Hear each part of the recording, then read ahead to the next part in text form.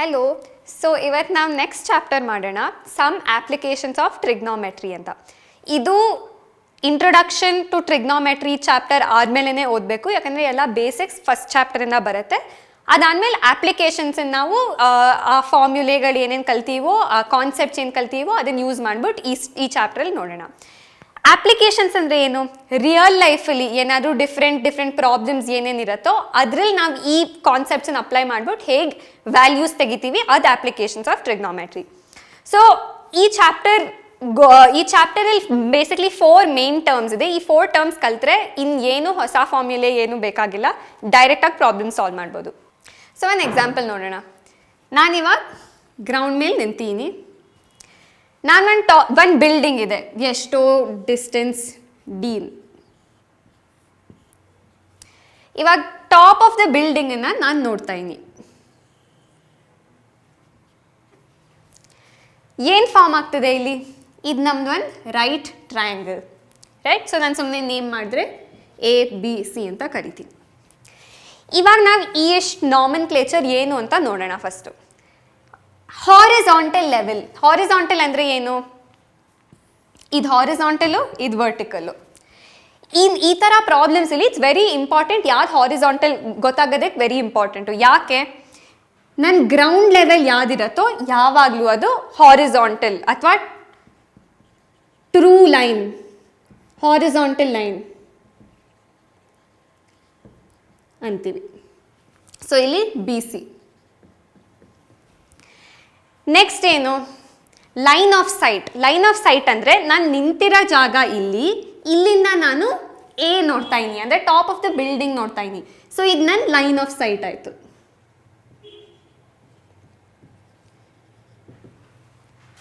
ಇದೆರಡು ನೋಡೋದಕ್ಕಿಂತ ಮುಂಚೆ ಇನ್ನೊಂದು ಎಕ್ಸಾಂಪಲ್ ಕನ್ಸಿಡರ್ ಮಾಡೋಣ. ಲೆಟ್ಸ್ ಸೇ ನಾನು ಟಾಪ್ ಆಫ್ ದ ಬಿಲ್ಡಿಂಗಲ್ಲಿದ್ದೀನಿ, ಟೆರೆಸಲ್ಲಿ ನಿಂತ್ಕೊಂಡಿದ್ದೀನಿ.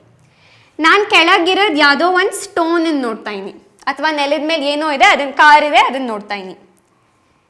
ಸೊ ಇವಾಗ ನಾನು ಈ ಲೈನ್ ಡ್ರಾ ಮಾಡಿದಾಗ ಇದು ನಾನು ಏಲ್ ನಿಂತೀನಿ, ಇದು ರೈಟ್ ಆ್ಯಂಗಲ್, ಇಲ್ಲಿ ಯಾವುದೋ ಒಂದು ಕಲ್ಲಿದೆ, ಸ್ಟೋನ್ ಇದೆ, ಕಾರ್ ಇದೆ, ವಾಟ್ ಎವರ್, ಅದನ್ನು ನೋಡ್ತಾ ಇದ್ದೀನಿ.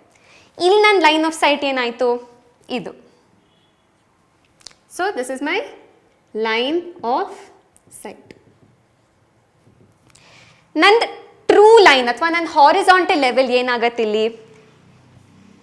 ಇಲ್ಲಿ ನಾನು ಹಾರಿಜಾಂಟಲ್ ಡ್ರಾ ಮಾಡಿದ್ರೆ, ಒಂದು ಹಾರಿಜಾಂಟಲ್ ಲೈನ್ ಡ್ರಾ ಮಾಡಿದ್ರೆ ಏನು ಹೇಳ್ತಾ ಇವಿ ಇಲ್ಲಿ? ಲೈನ್ ಆಫ್ ಸೈಟ್ ಮತ್ತು ಹಾರಿಜಾಂಟಲ್ ಲೈನ್ ವೆರಿ ಇಂಪಾರ್ಟೆಂಟಾಗಿ ಐಡೆಂಟಿಫೈ ಮಾಡಬೇಕು. ಇದು ನಾನು ಹಾರಿಜಾಂಟಲ್ ಆಗ್ಬೋದು, ಬಟ್ ಯಾವಾಗಲೂ ನಾನು ಎಲ್ಲಿ ನಿಂತೀನೋ ಅಲ್ಲೇ ನಾನು ಹಾರಿಜಾಂಟಲ್ ಲೆವೆಲನ್ನು ಡ್ರಾ ಮಾಡ್ತೀನಿ, ಯಾಕಂದರೆ ಈ 2 ಟರ್ಮ್ಸ್ ವೆರಿ ಈಸಿ ಆಗುತ್ತೆ ಅರ್ಥ ಮಾಡ್ಕೊಳ್ಳೋದಕ್ಕೆ. ಸೊ ಇದು ನಮ್ಮ ಹಾರಿಜಾಂಟಲ್ ಲೈನ್, ಇದು ನಮ್ಮ ಗ್ರೌಂಡ್ ಲೆವೆಲು. ಸೇಮ್ ಥಿಂಗ್ ನಾನು ನಾನು ಎಕ್ಸ್ಟೆಂಡ್ ಮಾಡ್ತಾ ಇದ್ದೀನಿ. ಇವಾಗ ಆ್ಯಂಗಲ್ ಆಫ್ ಎಲಿವೇಶನ್ ಮತ್ತು ಆ್ಯಂಗಲ್ ಆಫ್ ಡಿಪ್ರೆಷನ್ ನೋಡೋಣ. ಎಲಿವೇಶನ್ ಅಂದರೆ ಯಾವಾಗ್ಲೂ ಯಾವುದಾದ್ರೂ ಒಂದು ಪ್ಲ್ಯಾಟ್ಫಾರ್ಮಿಂದ ರೇಸ್ ಆಗಿದ್ರೆ ಅದನ್ನು ಎಲಿವೇಶನ್ ಅಂತೀವಿ. ಸೊ ಈ ಆ್ಯಂಗಲು ಡಸ್ಟರ್ ಮತ್ತು ನನ್ನ ಕೈ ಮಧ್ಯ ಏನಿದೆಯೋ ಅದು ನನ್ನ ಆ್ಯಂಗಲ್ ಆಫ್ ಎಲಿವೇಶನ್. ಸೊ ಇಲ್ಲೂ ಅಷ್ಟೇ, ಈ ಪ್ರಾಬ್ಲಮ್ ನೋಡ್ತಿರುವಾಗ ಇದು ಗ್ರೌಂಡ್ ಲೆವೆಲು, ಗ್ರೌಂಡ್ ಲೆವೆಲಿಂದ ನಾನು ಮೇಲ್ ನೋಡ್ತಾ ಇದ್ದೀನಿ. ಸೊ ಇದು ನಮ್ಮ ಆ್ಯಂಗಲ್ ಆಫ್ ಎಲಿವೇಶನ್ ಆಗುತ್ತೆ, ಆ್ಯಂಗಲ್ ಆಫ್ ಎಲಿವೇಶನ್. ಯಾಕೆ? ನಾನು ಗ್ರೌಂಡಿಂದ ಮೇಲ್ ನೋಡ್ತಾ ಇದ್ದೀನಿ. ಇಲ್ಲೇನಾಗ್ತಿದೆ? ನಾನು ಎಲ್ಲೋ ನಿಂತ್ಕೊಂಡಿನಿ, ಅಲ್ಲಿಂದ ನಾನು ಕೆಳಗೆ ನೋಡ್ತಾ ಇದ್ದೀನಿ. ಸೊ ಅದು ಆ್ಯಂಗಲ್ ಆಫ್ ಡಿಪ್ರೆಷನ್ ಆಗುತ್ತೆ. ಡಿಪ್ರೆಷನ್ ಅಂದರೆ ಯಾವಾಗಲೂ ಎಲ್ಲಿಂದಾನೂ ನಾನು ಕೆಳಗೆ ನೋಡ್ತಾ ಇದ್ದೀನಿ. ನಾನು ಈ ಡಸ್ಟರ್ ಮೇಲೆ ನಿಂತ್ಕೊಂಡ್ಬಿಟ್ಟು ಕೆಳಗೆ ನೋಡಿದ್ರೆ ಅದು ಆ್ಯಂಗಲ್ ಆಫ್ ಡಿಪ್ರೆಷನ್ ಆಗುತ್ತೆ.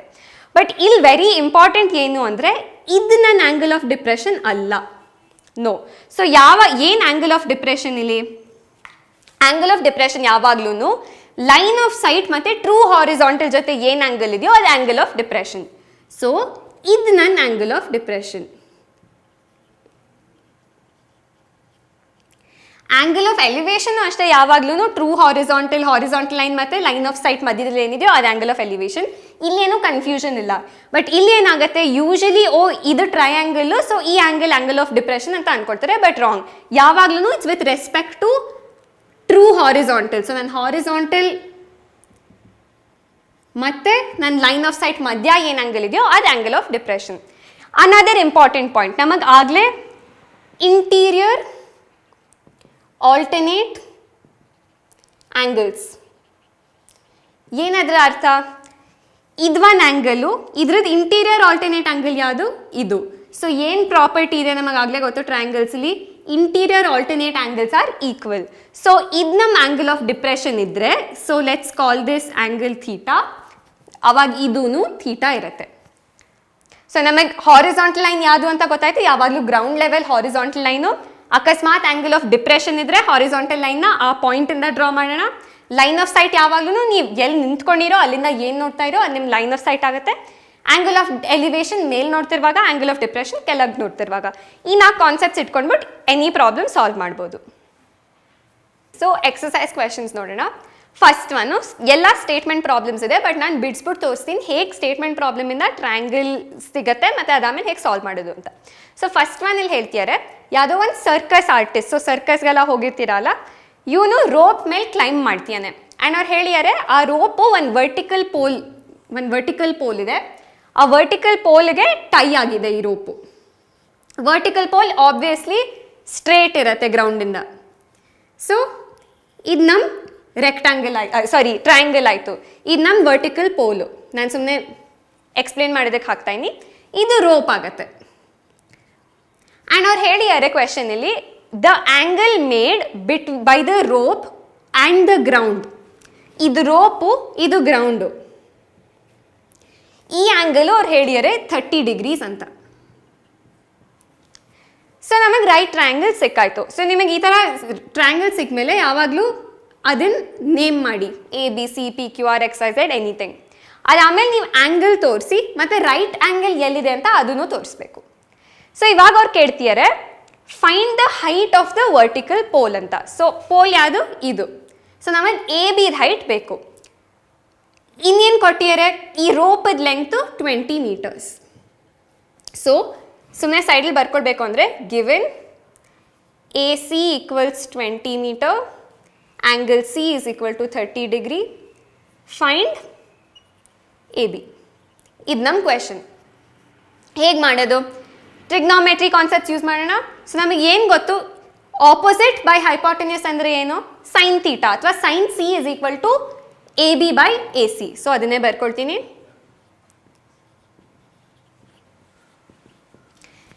ಸೈನ್ C ಏನಾಗುತ್ತೆ ಇಲ್ಲಿ? C ಜಾಗದಲ್ಲಿ ನಾನು 30 ಡಿಗ್ರೀಸ್ ಹಾಕೊಳ್ತೀನಿ. AB ಏನು ಗೊತ್ತಿಲ್ಲ, ABನೇ ಕಂಡು ಹಿಡಿಬೇಕು. AC ಎಷ್ಟು? 20 ಮೀಟರ್ಸ್. ಸೈನ್ 30 ಏನು ನಮಗೆ ಇದಾಗಲೇ ಗೊತ್ತು. So sine 30 is equal to half. So 1/2 is equal to AB by 20. So transpose ಮಾಡಿದ್ರೆ ಏನಾಗುತ್ತೆ? AB is equal to 20/2 which is equal to 2 ones are 10 meters. So meters ಬರೆಯೋದು ವೆರಿ ಇಂಪಾರ್ಟೆಂಟ್. ಫೈನಲ್ ಸ್ಟೇಟ್ಮೆಂಟ್ ಏನು? Pole height is equal to 10 meters. Third question ನೋಡೋಣ. So ಯಾವುದೋ ಒಂದು ಪಾರ್ಕಲ್ಲಿ 2 slide ಜಾರಬಂಡೆ construct ಮಾಡಬೇಕು ಅಂತ ಅವ್ರ ಪ್ಲ್ಯಾನ್ ಇದೆ. ಇಲ್ಲಿ ಹೇಳ್ತಿದ್ದಾರೆ ಮಕ್ಕಳಿಗೆಲ್ಲ ಸ್ಮಾಲ್ ಸ್ಲೈಡ್ ಕನ್ಸ್ಟ್ರಕ್ಟ್ ಮಾಡ್ತಾರೆ, ಮತ್ತು ದೊಡ್ಡವ್ರಿಗೆ ಇನ್ನೂ ಲಾಂಗರ್ ಸ್ಲೈಡ್ ಅಥವಾ ಇನ್ನೂ ಎತ್ತರ ಇರೋದು ಸ್ಲೈಡ್ ಕನ್ಸ್ಟ್ರಕ್ಟ್ ಮಾಡ್ತಾರೆ ಅಂತ. ಸೊ ಹೇಳ್ತಿದ್ದಾರೆ ಬಿಲೋ 5 yearsಗೆ ಟಾಪ್ ಆಫ್ ದ ಹೈಟ್ ಅಥವಾ just top of the slide, height of the slide 1.5 meters ಅಂತ. ಸೊ ಇದು ನನ್ನ ಗ್ರೌಂಡು, ಇಲ್ಲಿಂದ ಇಲ್ಲಿಗೆ 1.5 meters. ಇದು ಚಿಕ್ಕ ಮಕ್ಕಳಿಗೆ. ನೆಕ್ಸ್ಟ್ ಏನು ಹೇಳ್ತಿದ್ದಾರೆ? ಎಲ್ಡರ್ ಚಿಲ್ಡ್ರನ್, ಅವರಿಗೆ 3 meters ಹೈಟಲ್ಲಿ ಸ್ಲೈಡ್ ಕನ್ಸ್ಟ್ರಕ್ಟ್ ಮಾಡ್ತಾರೆ ಅಂತ. ಸೊ ಇದೇ ಪಾಯಿಂಟಿಂದ ಇನ್ನೂ ಸ್ವಲ್ಪ ಹೋದರೆ ಟೋಟಲ್ ಆಗಿ 3 meters. ಸೊ ಇದು ನಾನು A ಕರಿತೀನಿ, ಇದು ನಾನು B ಅಂತ ಕರಿತೀನಿ. ನೆಕ್ಸ್ಟ್ ಏನು ಹೇಳ್ತಿದ್ದಾರೆ? ಈ 1.5 metersಲ್ಲಿರೋ slide 30 meters from the ground 30 degrees angle create ಮಾಡ್ತಿದೆ ಗ್ರೌಂಡಿಂದ ಅಂತ. ಸೊ ಇದು ನನ್ನ ground, 30 degrees at the ground. Angle created by the slide is 30 degrees between the slide and the ground. Similarly ಈ ದೊಡ್ಡ ಸ್ಲೈಡು ಅಥವಾ 3 meters ಹೈಟಲ್ಲಿ ಏನಿದೆಯೋ ಅದು 60 degrees ಆ್ಯಂಗಲ್ ಕ್ರಿಯೇಟ್ ಮಾಡ್ತಿದೆ.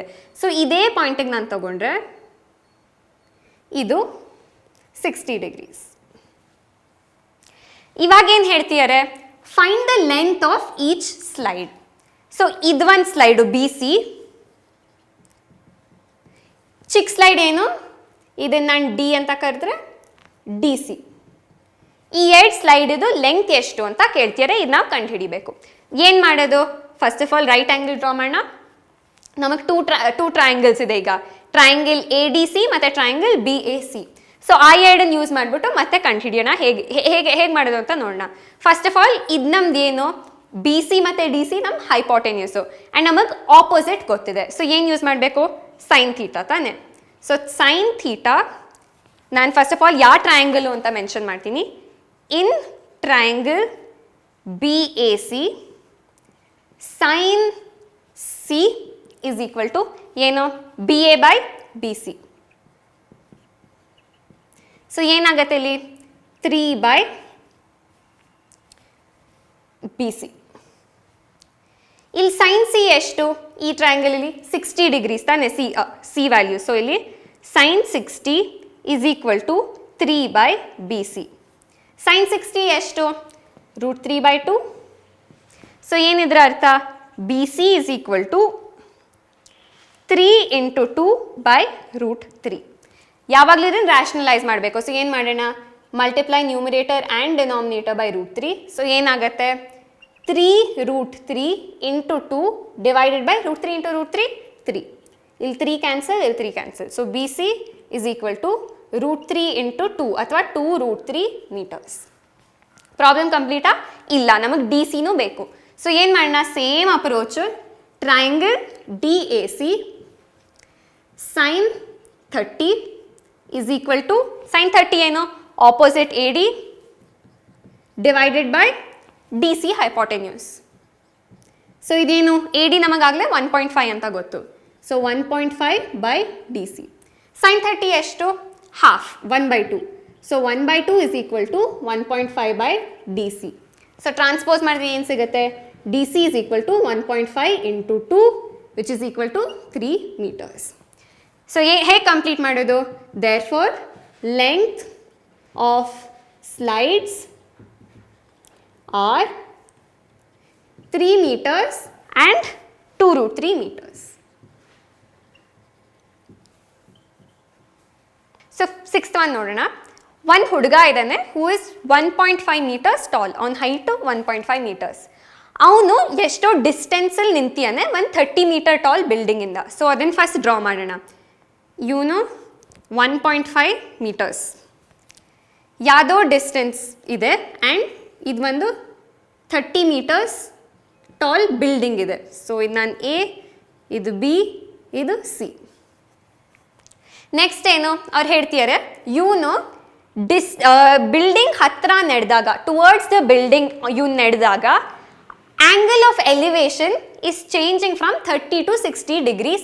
ಅವ್ನು ಬಿಲ್ಡಿಂಗ್ ನೋಡ್ತಿರುವಾಗ ಏನಾದ್ರ ಅರ್ಥ? ಅವನು ಇಲ್ಲಿ ನಿಂತ್ಕೊಂಡ್ಬಿಟ್ಟು ಟಾಪ್ ಆಫ್ ದ ಬಿಲ್ಡಿಂಗ್ ನೋಡಿದಾಗ, ಸೊ ಇದು ನಾನು C ಇಟ್ಕೊಂಡ್ರೆ, ಸೊ ಇವಾಗ ಆ್ಯಂಗಲ್ ಆಫ್ ಎಲಿವೇಶನ್ ಎಷ್ಟು? 30 degrees ಅಂತಾರೆ. ಹೇಗೆ ಬರೆಯೋದಿಲ್ಲಿ? ಫಸ್ಟ್ ನಾನು ಈ ಪಾಯಿಂಟಲ್ಲಿ ಹಾರಿಸಾಂಟಲ್ ಡ್ರಾ ಮಾಡಬೇಕು. Angle of elevation first 30 degrees ಇತ್ತು. ಅವನು ಸ್ವಲ್ಪ ಡಿಸ್ಟೆನ್ಸ್ ವಾಕ್ ಮಾಡ್ದ, ಇಲ್ಲಿ ತನಕ ವಾಕ್ ಮಾಡಿಯಾನೆ. ಇವಾಗ ಒಂದು ಬಿಲ್ಡಿಂಗ್ ನೋಡಿದ್ರೆ ಆ್ಯಂಗಲ್ ಆಫ್ ಎಲಿವೇಶನ್ ಎಷ್ಟಾಗ್ತಿದೆ ಇವಾಗ? 60 degrees ಆಗ್ತಿದೆ ಅಂತಾರೆ. ಸೊ ನಾನು ಇವಾಗ ರೀಕನ್ಸ್ಟ್ರಕ್ಟ್ ಮಾಡಿದ್ರೆ ಇದನ್ನು, ಇದು ಡಿಸ್ಟೆನ್ಸ್ D ಅಂತ ಹೇಳೋಣ. He has walked a distance D. So ಏನು ಸಿಗ್ತದೆ ನಮಗೆ actually?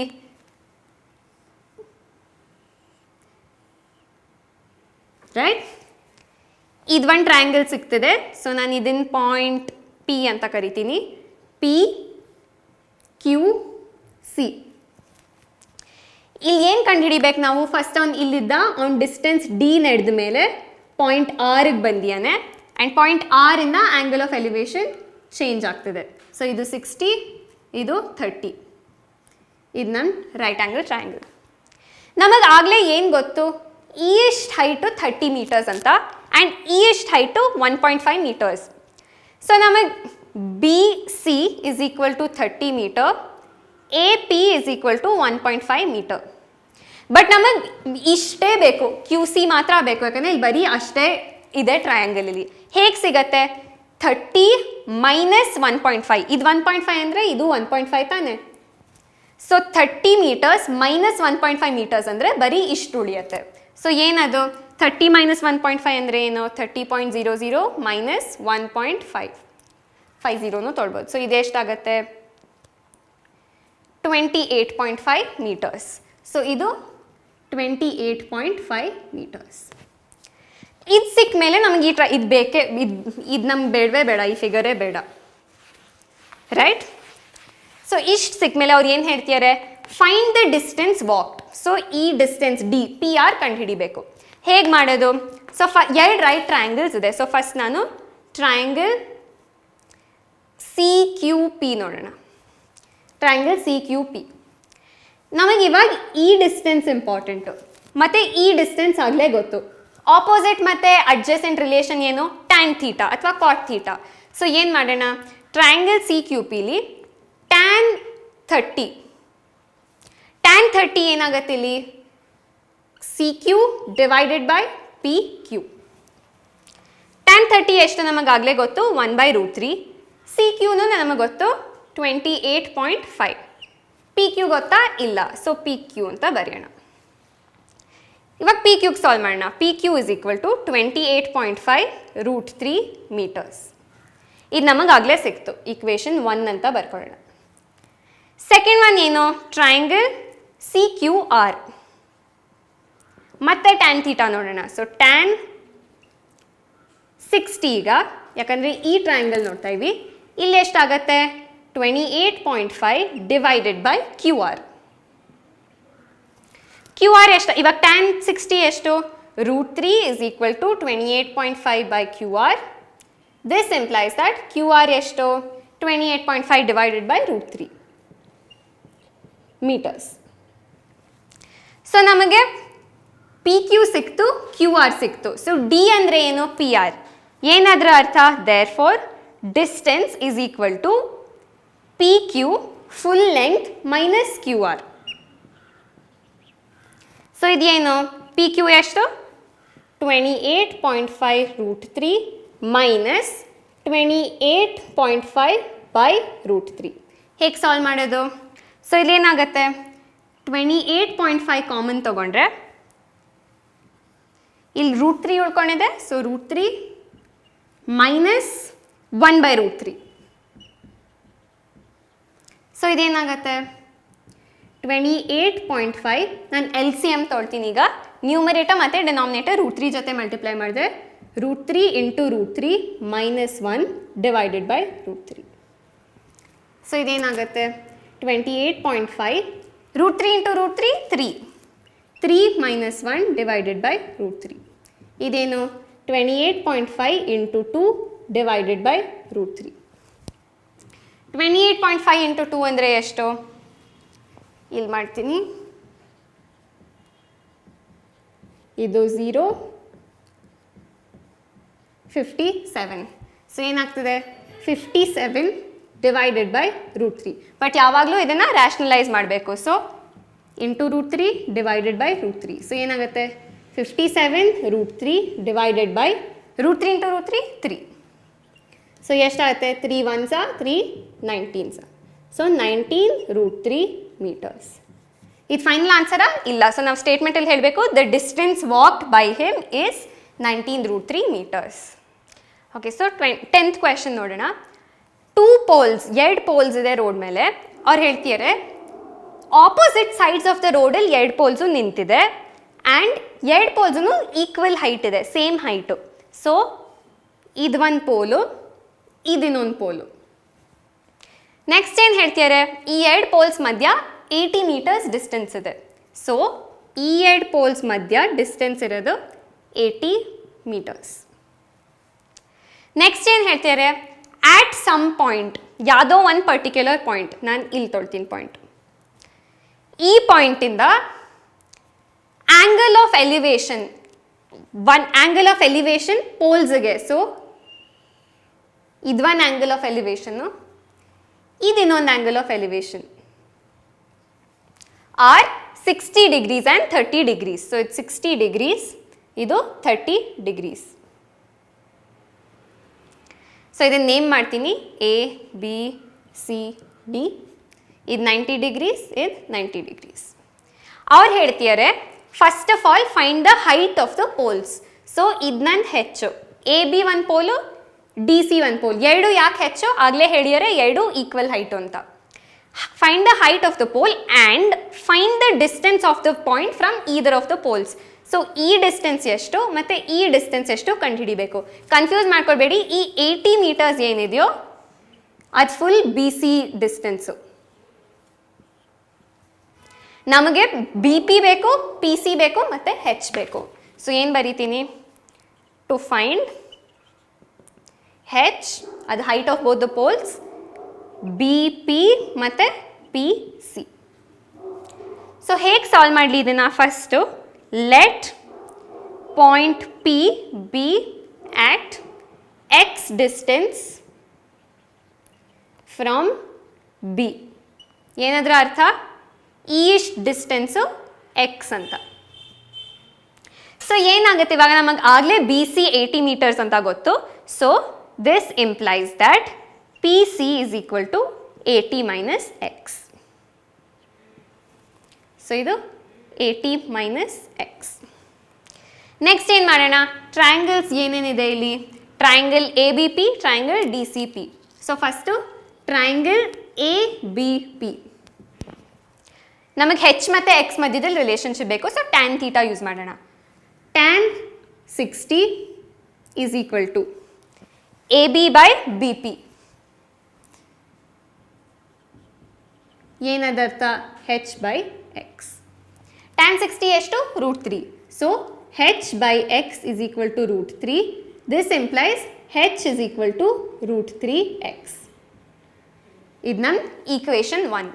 Similarly triangle D C P, ಇಲ್ಲಿ ಟ್ಯಾನ್ 30 ಮತ್ತು ಹೆಚ್ ಮತ್ತು 80 ಮೈನಸ್ ಎಕ್ಸ್ ಮಧ್ಯ relationship. So tan 30 is equal to H by 80 minus X. Tan 30 ಎಷ್ಟು, 1/√3. So 1/√3 is equal to H by 80 minus X. So ಏನಿದ್ರ ಅರ್ಥ, ಹೆಚ್ ಇಸ್ ಈಕ್ವಲ್ ಟು, ಯಾಕೆ ಹೆಚ್ is equal to, ಇಲ್ಲಿ H is equal to ತೊಗೊಂಡೆ, so ಇಲ್ಲೂ H is equal ಟುನೇ ತೊಳ್ತೀನಿ. 80 minus X divided by √3. ಇದು ನನ್ನ ಸೆಕೆಂಡ್ ಈಕ್ವೇಷನ್. ಫಸ್ಟ್ ಈಕ್ವೇಷನ್ ಮತ್ತು second equation both of them are equal to H. So ಏನದ್ರ ಅರ್ಥ, from 1 and 2 √3x is equal to 80 minus x by √3. ಅದನ್ನು solve ಮಾಡಿದೆ, very simple ಅಲ್ಲ. ಇದನ್ನ ಇಲ್ಲಿ ತೊಗೊಂಡು ಬಂದರೆ √3 into √3x is equal to 80 minus x. √3 into √3 3. So 3x, ಇದನ್ನ ಇಲ್ಲಿ ತೊಗೊಂಡು ಬಂದರೆ plus x is equal to 80. 4x is equal to 80. x is equal to 20 meters. So ಏನು ಸಿಕ್ತು ನಮಗೆ, ಈಸ್ಟ್ ಡಿಸ್ಟೆನ್ಸು 20 ಅಂತ. ಸೊ ಈಸ್ಟ್ ಡಿಸ್ಟೆನ್ಸ್ ಎಷ್ಟಾಗಬೇಕು, 80 minus 20. So 80 minus X is equal to 80 minus 20 which is equal to 60 metre. So ಇದು ನಮ್ದು ಒಂದಾಗಲೇ ಸಿಕ್ತು. ಮತ್ತು 80 minus X is equal to 60 metres ನಮ್ಮ ಇನ್ನೊಂದು ಸೊಲ್ಯೂಷನ್. ಸೊ ಏನಾದ್ರ ಅರ್ಥ, ಈ ಪಾಯಿಂಟ್ ಪಿ ಪೋಲ್ ಬಿ ಇಂದ 20 ಮೀಟರ್ಸ್ ಇದೆ ಮತ್ತು ಪೋಲ್ ಸಿ ಇಂದ 60 ಮೀಟರ್ಸ್ ಇದೆ. ನೆಕ್ಸ್ಟ್ ಏನು ಕಂಡುಹಿಡಿಬೇಕು, ಹೈಟ್. ಹೇಗೆ ಕಂಡುಹಿಡಿಯೋಣ, ನಮಗೆ ಆಗಲೇ ಯಾವುದಾದ್ರೂ ಒಂದು ಈಕ್ವೇಷನ್ ತೊಳ್ಬೋದು, ಇದು ಅಥವಾ ಇದು, ಅದು ಈಸಿ ಆಗಿದೆ. ಸೊ ಅದನ್ನೇ ತೊಗೊಳ್ಳೋಣ. H is equal to √3 into X. X ಎಷ್ಟು, 20.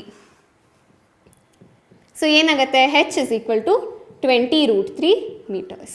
So height of the pole is 20 √3 metres.